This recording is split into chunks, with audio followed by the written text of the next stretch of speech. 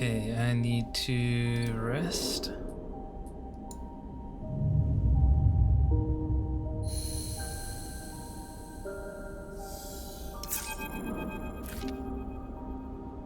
Thanks for coming up, sleeper. Carmen is waiting for you and Seraphin when you arrive at the medbay, looking a lot fresher. He leads you into a small alcove set up like an office, with an agent terminal on a simple welded desk and a small window looking out across the dusty rock of Olivra. Got some news for us? Seraphin asks impatiently. Since you arrived back from the manufactory, he has been restless, though you aren't sure why. That girl's not talking to him. Not to worry, Carmen grinned slyly. I think you'll want to hear this. He hits a key on the terminal, and a file browser appears on the screen, showing hundreds of individual pieces of data. Ankita has been busy. Carmen gestures to the screen. She's been scraping Utsubo communications cycle after cycle. Got access to ciphers and encryption that only the gang's leadership should be able to see. He smiles. It seems she's learned some tricks since we worked together. But that's not what matters. What matters is the content of these messages. He taps a few keys and loads some of the data, which scrolls down the screen.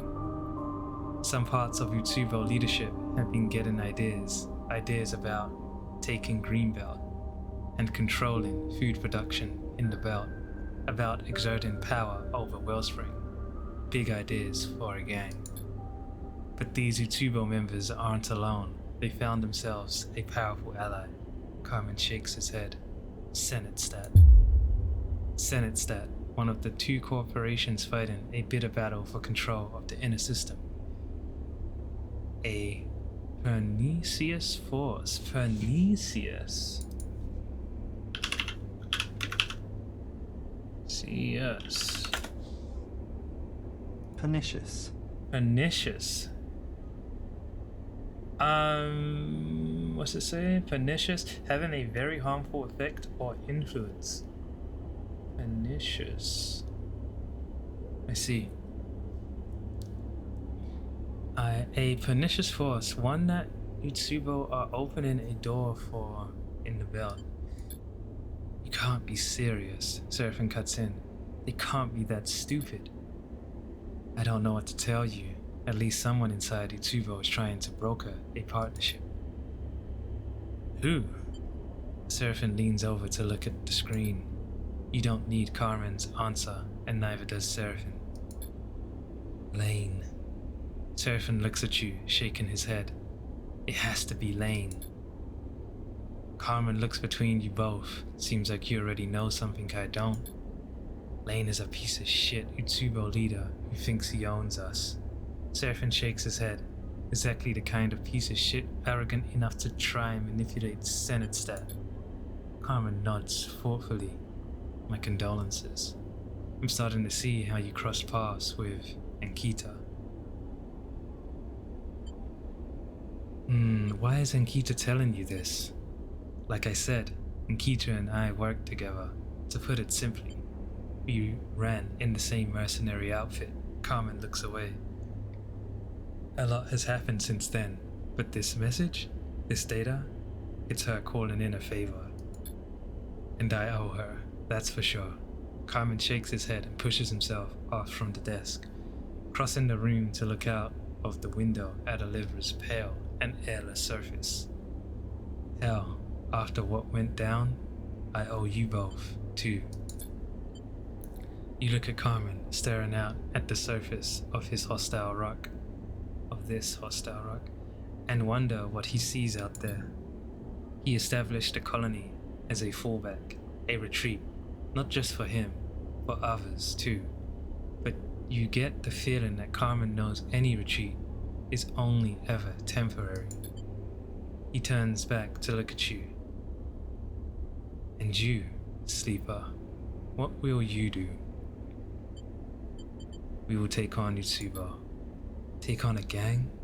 Carmen smiles. Are you sure about that?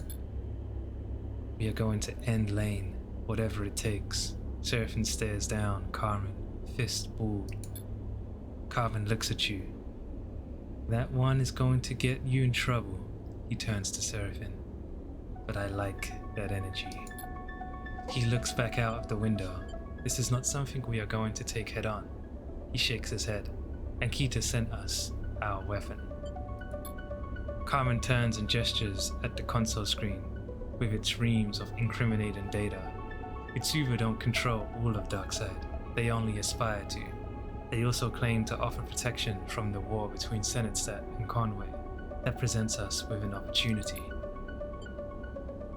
Itsubo is full of members who'd rather die than concede Darkseid to a corporate interest.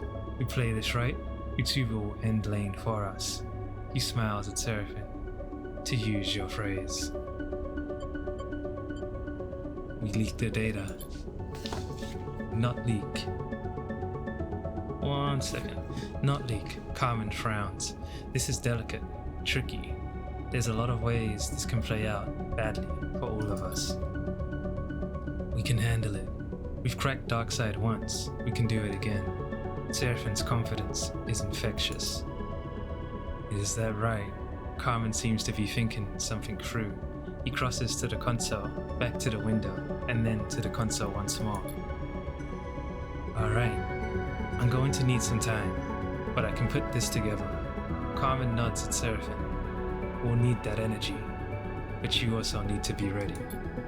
We rush this, it's not ending well. So I can wait. Carmen turns his attention to you. We'll go from Greenbelt when you are ready. I have friends there who can help get that ship of yours into Darkseid. Seraphin looks at you.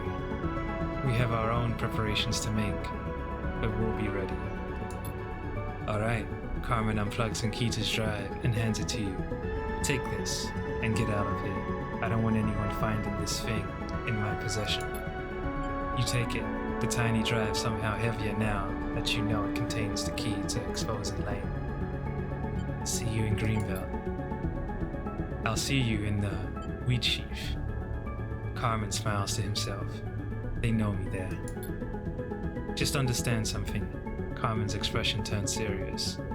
You want my help on this? There's no way we can let it get back to the colony. Once you leave here, you're not coming back to Olivra. Not until we are done. He meets your eye. He needs confirmation that you recognize the importance of this. I understand. Carmen nods. Then you can go. He returns to the window to stare at whatever it is he sees out there among the dusty rocks. Okay, so when you come back to the rig, Flint is waiting for you, leaning by the docking tunnel with a bag over their shoulder. They look up as you approach.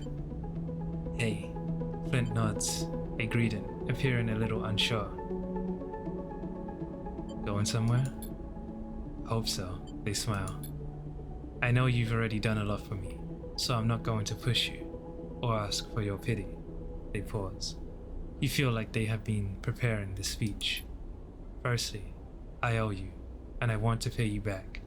I can work, and I can fight, and I will protect this ship and this crew with everything I have. Secondly, we come from the same place, and whether you remember it or not, that means something. It must. I know I'm not the easiest to get on with. I know you might have your reservations about having another sleeper on the ship, but that's enough. Flint stops immediately. Sorry.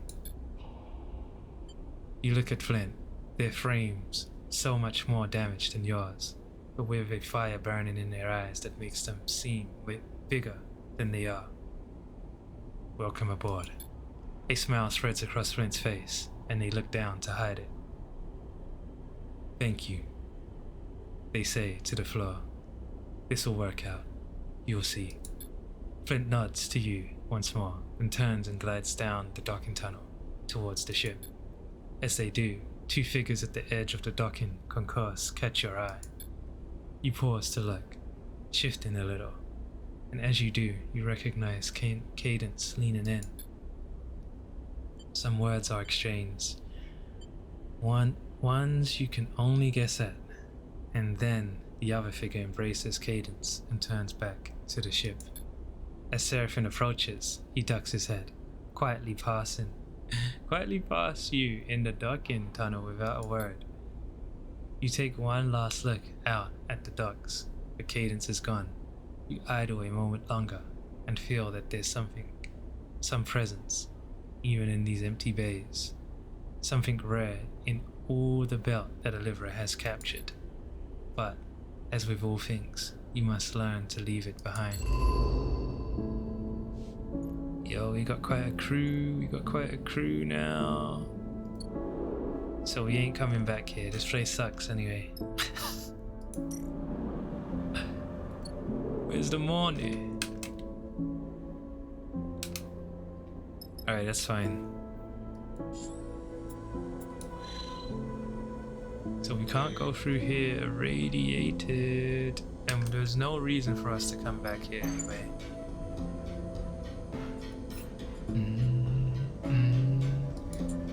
What's this? Get the array from Holmes Rock. Yes, we want to do that. Holmes Rock.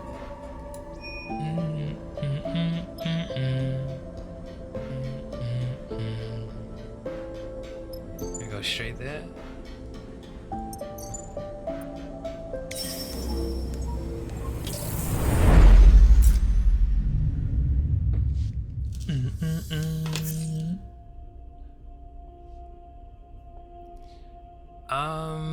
What can I do here? What can I actually do?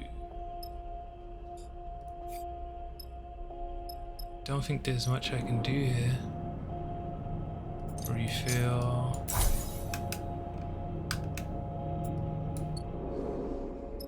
Make a fabricator.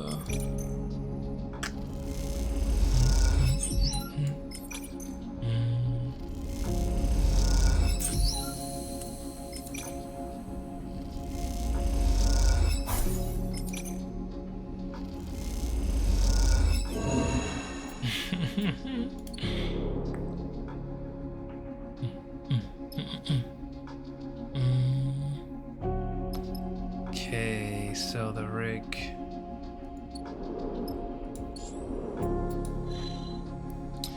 We want to go to Holmes Rock. Gotta go back to Flotsam. That's a place we can make a little pretty penny.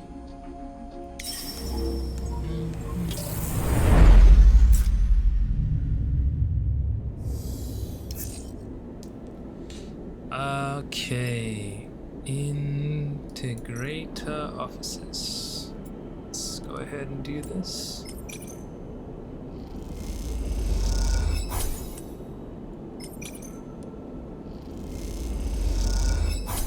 Wow, got unlucky.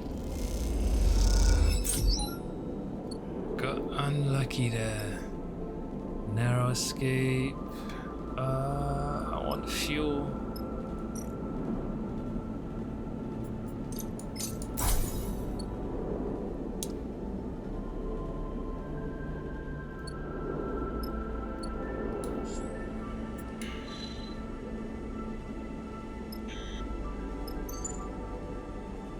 So, let's go to Holmes Rock, get this array.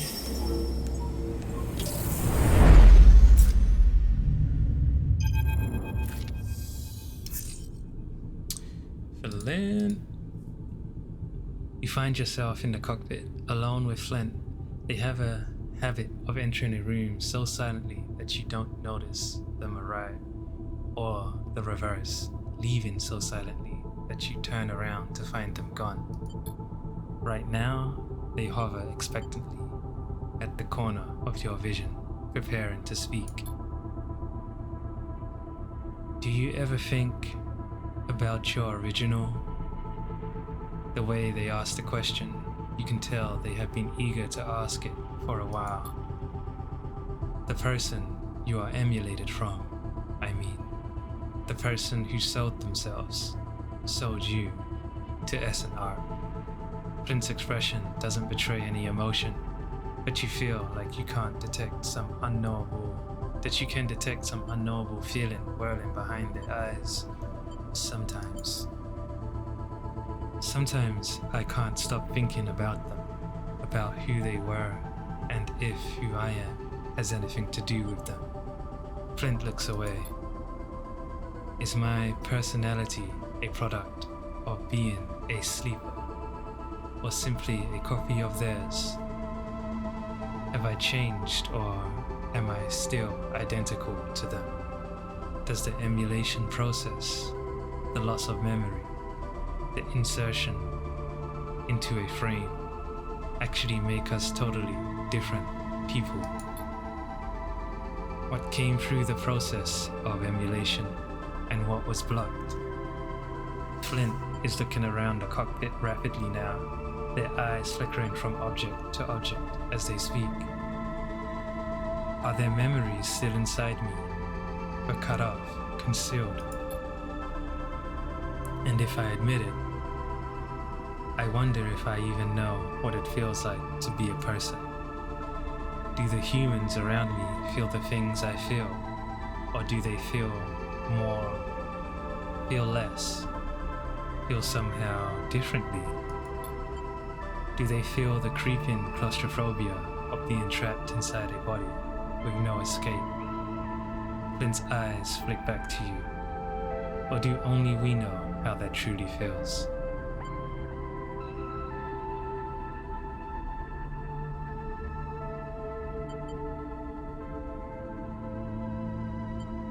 I can't answer that. Then who can? Flint meets your eye.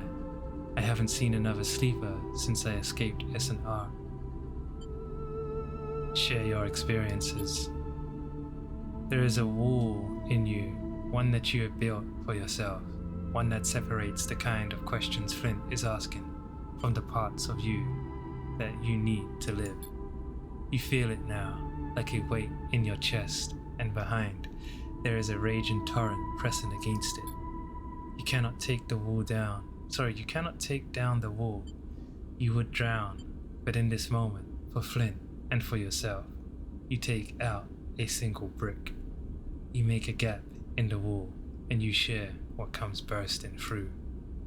Fourth, you talk about what it feels like to wake up in a dying body, to catch a glance of yourself in a mirror, to be seen and reminded of your false and fractured face. You share the pain of lost memories, of fleeting deja vu, of dreams that slip beneath your waking life and replace it.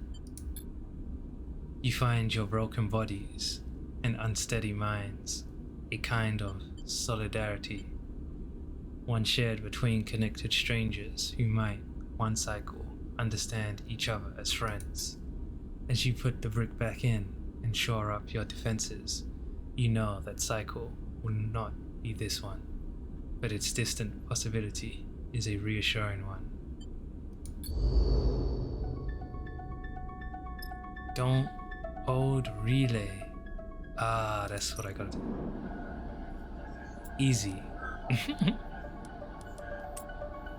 Disengage systems. The arrays in the relay are hooked up to the old terminals. Safely disengaging these will allow clean extraction. You managed to find a network controller for the terminals, allowing you to shut off multiple units at a time. Cut the connections. Within the relay, there are multiple arrays that Kimball could use. You need to find and cut out the best one. I'm over here just stealing. Working systematically, you isolate an array and work to get it free with care.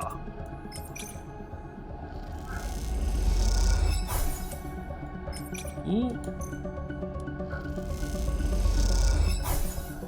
It's a tiring process, but working slowly means a clean cut.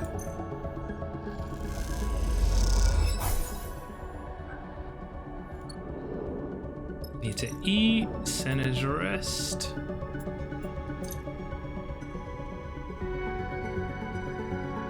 Huh? Wait. Via mail, yeah. I need fuel after I rest.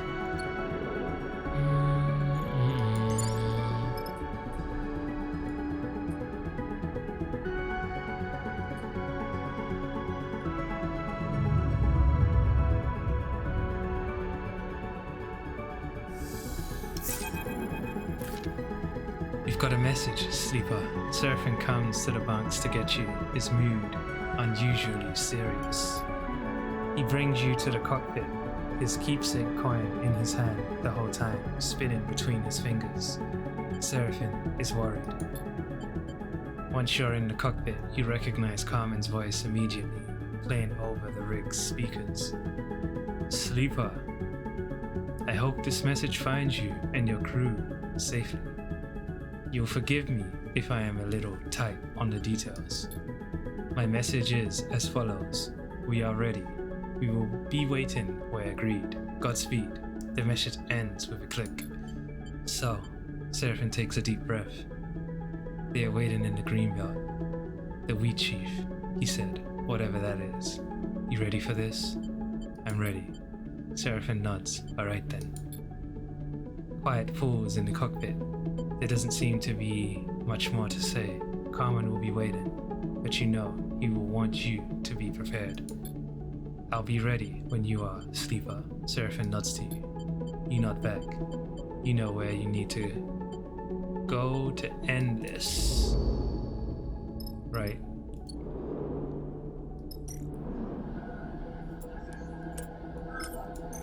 Let's finish this. Da, da, da. Just one more. An array has been extracted. Now you just need to get it back to Kimball in Hollow.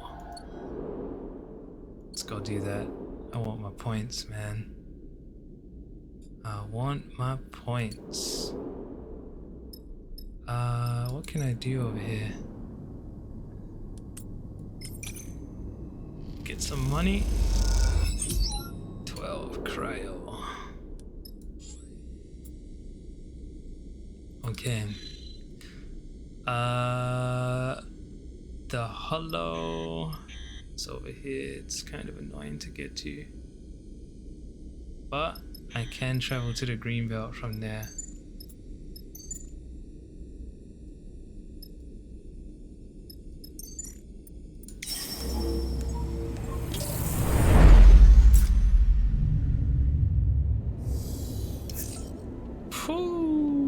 Let's get some scrap.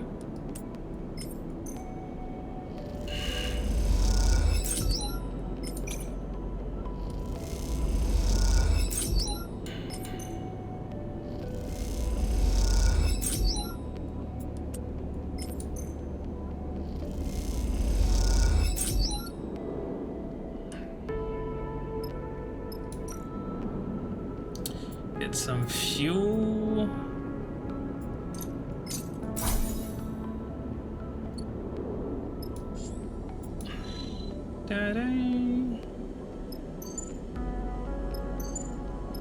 I can go straight there. Jeez, big travel.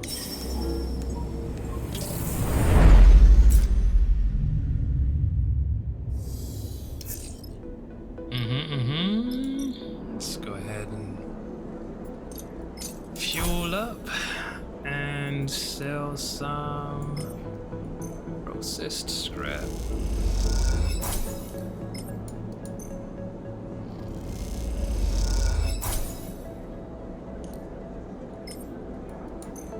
I want my money back. There you go.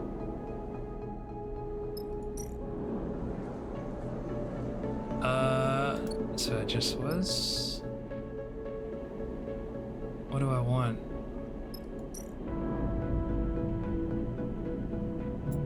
Some money.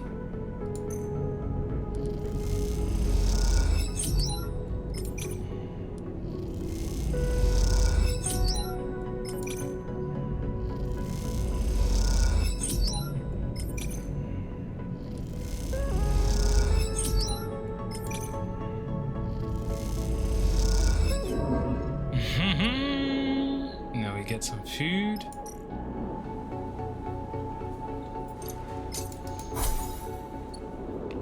And then we do quest.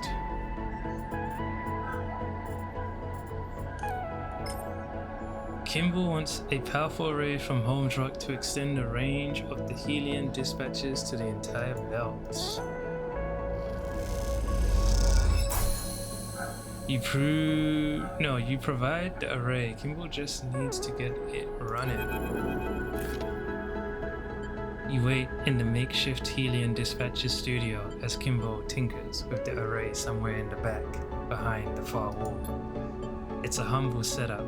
A stool for Cyrene, a microphone, a transmitter and mixer terminal, and the hardline snaking away toward the array. But there's something pleasing about it, all the same. The crackling sound of fresh welds echo through the bay from Kimball's concealed position. You hope the array you struggled to extract isn't getting fried as you wait. You're here. Good. Cyrene rushes in, holding a small dark rectangle in her hand. You will not believe what we have on here. She looks around the bay. Where's Kimball? Hopefully not frying another transmitter. You mean? Cyrene smiles. We're going to be back on air? Before you answer, she leaps forward, grabbing you in a surprisingly firm hug. Cyrene lets you go. Sorry. She smiles, just excited to finally be back. Kimball, she shouts towards the back of the bay. How long for that new array? A muffled shout comes from behind the rear wall. Okay. Cyrene takes a steadying breath. We have a little time. What have you got there? This broadcast is from Erlin's Eye. Ooh, Erlin's Eye. Cyrene's eyes flash. We haven't heard anything out of them since the start of the war. Some people even said they've fallen to the flux. But something is happening there. Something is growing. This report says some protocol has taken over the station, become its protector. Haha, the gardener. Conway drones can't get close. Senatet is giving it a wide berth. They're right in the middle of the war. Conway on the starward side, Senatet on the sunward. And they are resisting. Cyrene smiles. We have to tell everyone in the belt about this. We have to get the word out. If the eye can be held, well, maybe we can hold out too. Cyrene looks at the drive in her hand. Either way, people need to know. There's a sudden clunk. A few percussive shouts from Kimball, and then a flickering of lights all across the bay as the transmitter and array begin powering up. You and Cyrene watch as the Helian dispatcher's studio comes to life, ready to broadcast once more. Not bad. Cyrene leans on your shoulder. Not bad at all. A shout comes from Kimball, and you know he's calling for Cyrene to get ready. That's my signal, she grins. Oh, I almost forgot. Cyrene produces a handful of chits. Turns out we have some avid listeners in the radius markets. She deposits them into your hands. Alright, Cyrene takes a breath. I need to go live. She flashes you a final smile. Thank you. I will make sure we make good use of that array. This will mean something. Kimball bellows something from the back of the room. Something you can only assume is a thank you. You leave the belt's most unusual double act to their broadcast, and as you do, you hear Cyrene's voice echoing through the bay. This is Cyrene Sabir, back on the air to wish you all a free Helion, now and forever. They gave me big money.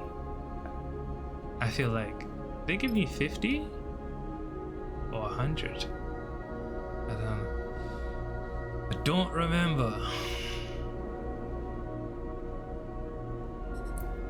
Look at me. Engage. probably need that for what's his name? For when I fight Lane. Get some engage going.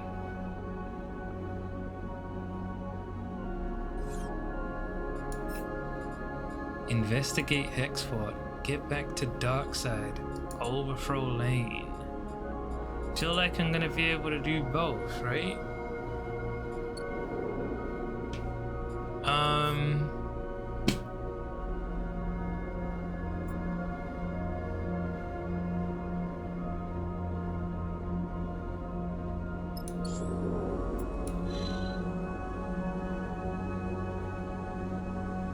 So, I can't go back there.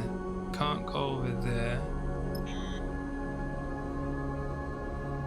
Utsubo territory, really? They took it? Sheesh. Alright. We have to fight these guys. To the Green Belt.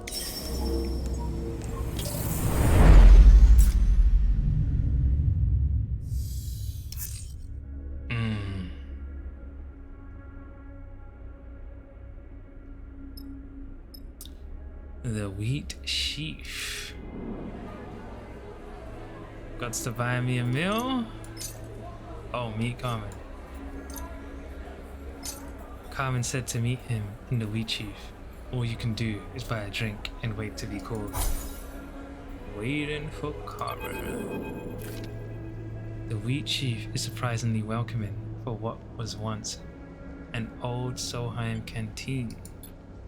The corporate bones are still there, metal stools, a strip of service windows, sheet metal walls, but over the tens of thousands of cycles since the collapse, they have been softened and changed, layered with the detritus of human existence. As you wait at the bar with Seraphim, you look at the planters welded into the walls, the scrawled messages, the layers of stickers and flyers and posters. The amber light fittings replacing the old fluorescent strips, the gear racks lined with farmers' packs, the netting bulging with crates and canisters. Along with the low rumble of conversation coming from the off-shift farmers, it all lends a warmth to the place, one that helps soothe your nerves ahead of the meet with Carmen. You and Seraphim lean side by side at the bar, facing towards the room. You both watch Flint, just across from you, who insisted on coming along. Seraphim clears his throat. What do you think of Cadence? The sudden question makes you look over at him, and you see he is playing with his coin, spinning it in his palm. Ooh.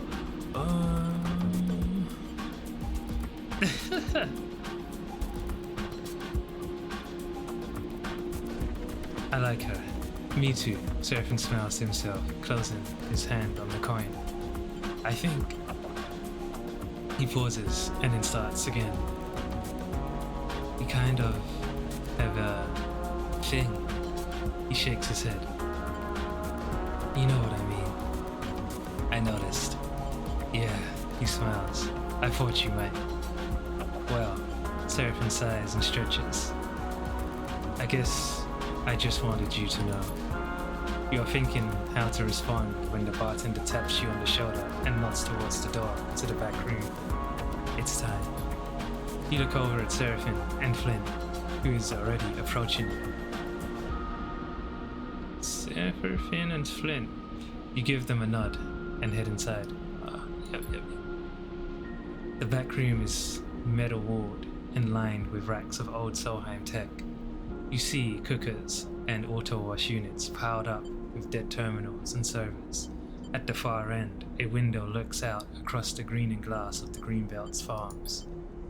You made it, Carmen smiles, backlit by the window. We have a lot to discuss. Good to see you. Flint, if you don't mind. Carmen nods at the other sleeper as they enter and gestures towards the door. Flint turns to you. I'll be outside. They slide the door shut, standing guard on the other side. We have to take some precautions, even here. Carmen gestures for you to come closer. So, Seraphin says, is this plan of ours looking any more reasonable? That depends on what your crew can bring to the table. Carmen glances at you. We are going to need to do a lot of work to direct the data Ankita gave you towards those that we need to see it. We are going to need to do a lot of work to direct the data Ankita gave you towards those that we need. Okay, who's that? Who's that? Utsubo, primarily. They should know about their boss's betrayal of the belt. And secondly, all of Darkseid. They need to know what we do. Ankita can help us. She must. Carmen looks away. Without her, this plan is impossible. Then we can make contact with Ankita as soon as we make it into Darkseid. Seraphin looks at you. We just need to stay under Lane's radar. The thought of Lane brings the memory of his attempted takeover to the front of your mind. The feeling of him slipping behind your eyes, moving your frame.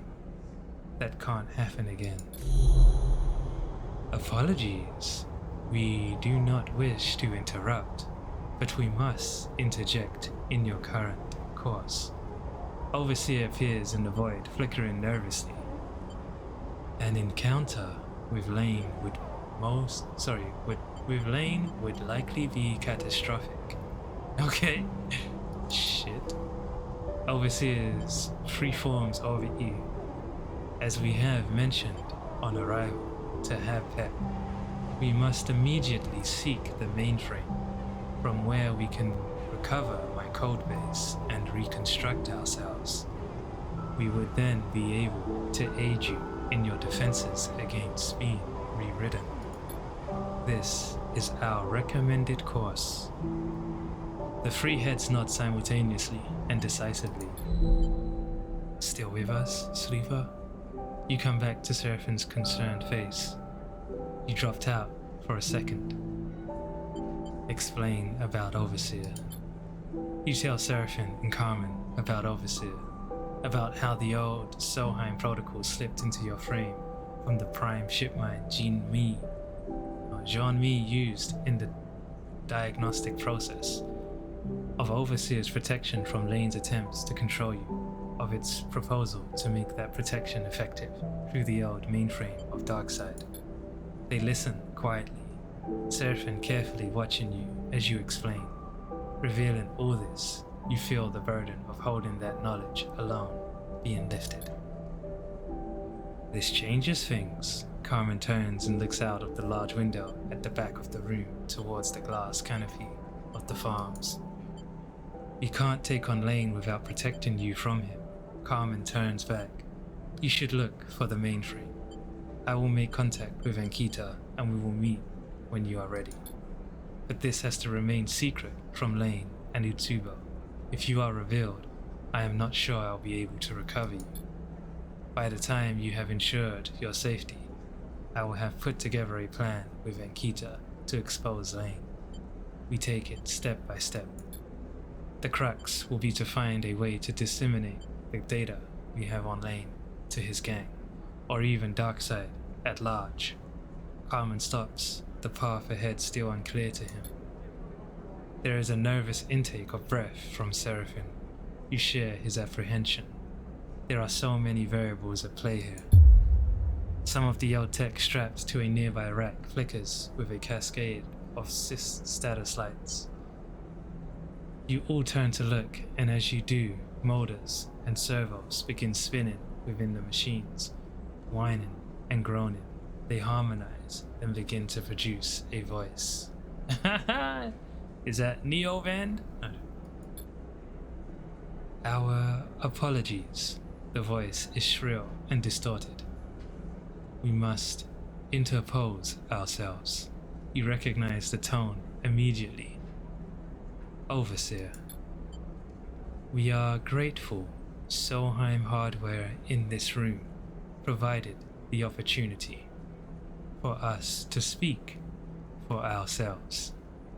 If the power of servers Overseer was controlling could look any more apologetic, you would imagine it would. I understand. We are. A servo clicks as it skips a rotation. Thankful. We ascertain you require dissemination of data within facility. You target. The whine pitches higher as the motors increase their speed. As a Solheim protocol, we have capabilities to investigate station-wide announcements and messaging.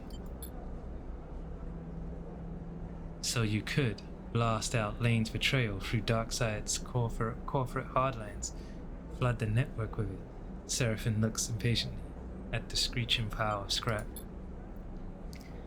If that is what you require of us, we are pleased to serve.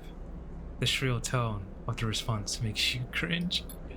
Carmen has been listening silently, but now he interjects.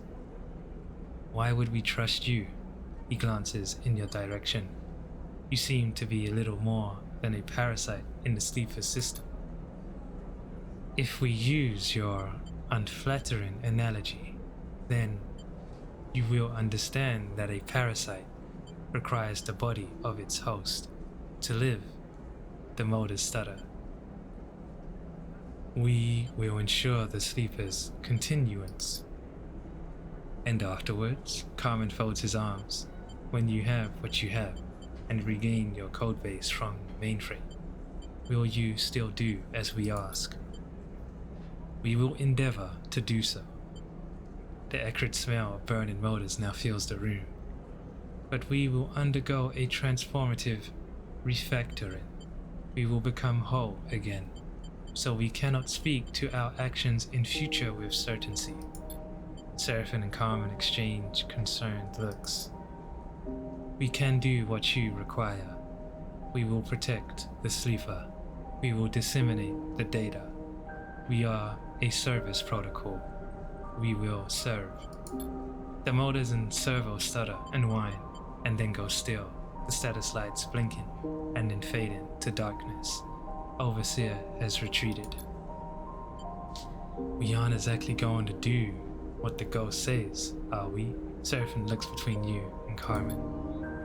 The offer is a tempting one, and one that, ultimately, we cannot refuse. Carmen sighs, but we must proceed with extreme care and caution. What do you think, sleeper? Seraphim meets your eye. I trust Overseer. Seraphim sighs. Then that's that. We have our plan.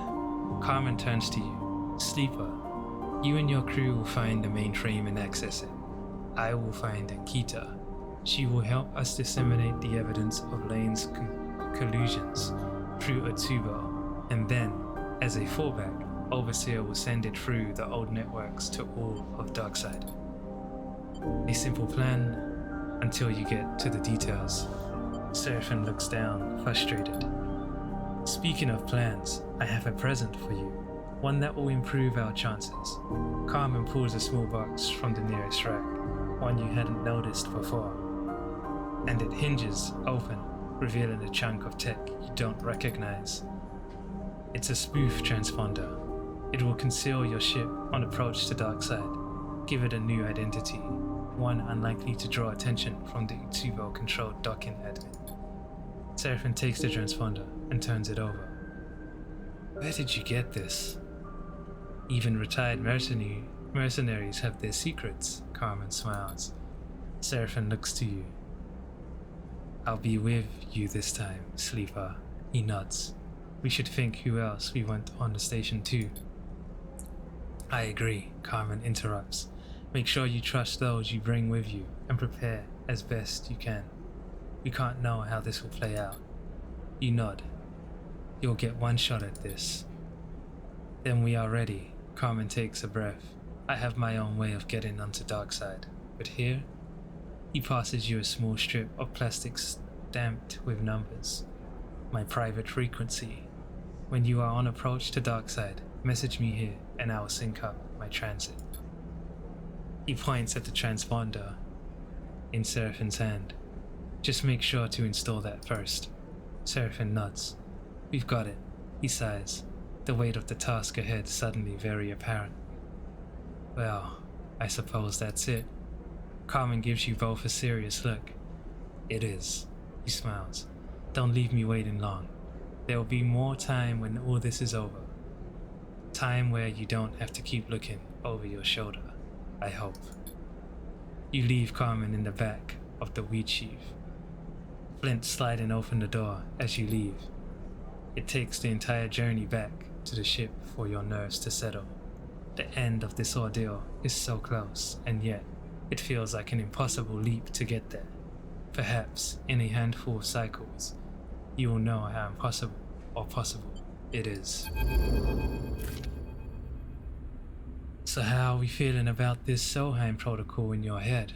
Seraphin doesn't look up from installing the transponder, a set of wires and cables waving loosely around him in the low light of the cockpit. Overseer is okay.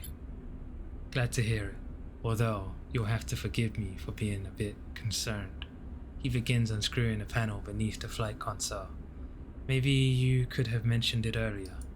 Seraphin clips his magnetic screwdriver to the side of the console's base and turns to face you, dusting off his hands. I have understood for a while now, Sleeper, that there are things you experience that I can't even come close to knowing how they feel. But that doesn't mean I don't understand you as a person. Seraphin gives you a concerned look. I know you are secretive, defensive, and I know there are reasons for that. I also know you are warm, kind and generous to those on this ship with you. Seraphin pauses, collecting his thoughts. I trust you, Sleeper, and I won't question this. But please, hold on to what's human in you, because that is what I am holding on to. Seraphin stops, his eyes a little wild, his tone a little unsure. Then he finds himself again, settles his emotions, and turns back to the transponder.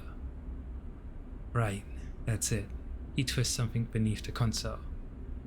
Smooth transponder is in. There's nothing keeping us out of Darkside. You exchange a look. Say the word when you want to go. Cool. Green.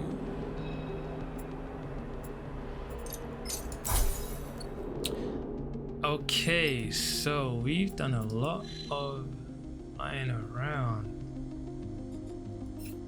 So it's just Darkside stuff. Investigate Hexfort.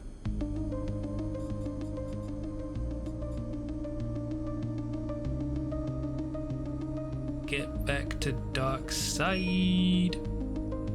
And Overthrown Lane, same place. We're gonna be there for a while.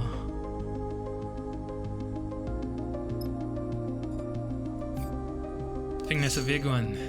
I think I end it here for now, and then we do